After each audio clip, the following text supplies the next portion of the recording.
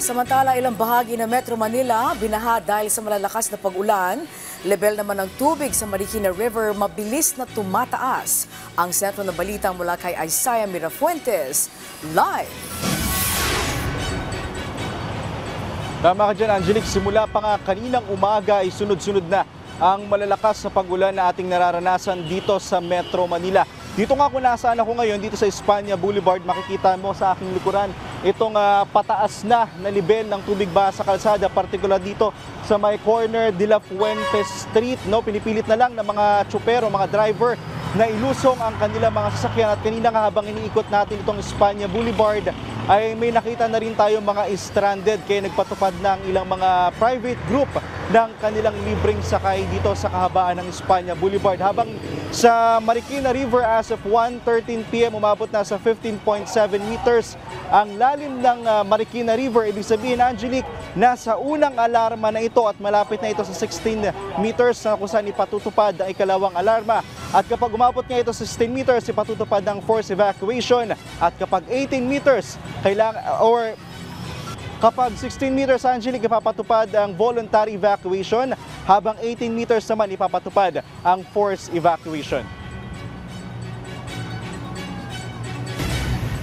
Ang baha nararanasan ngayon sa Espanya Boulevard ay umabot na sa hanggang binti.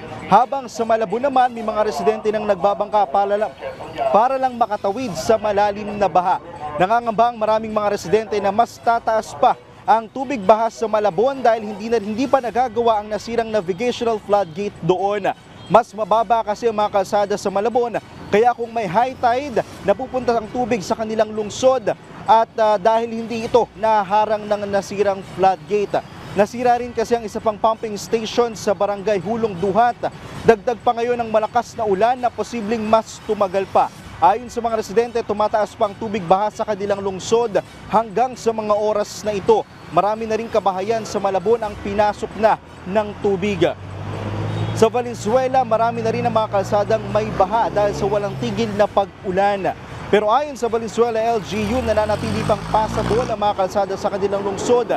Sa lungsod naman ng Maynila, malalim na rin ang baha sa ilang mga lugar.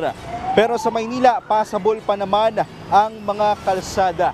Angelique, may mga natatanggap din tayong ulat sa Quezon City, partikular na sa Barangay Apolonio Samson, na hanggang leeg na ang tubig baha sa kanilang lugar. Habang sa Banawi, corner Amoranto naman ay umabot na sa hanggang bewang ang tubig. At yan muna ang pinakahuling balita. Yan muna, balik muna sa iyo, Angelique.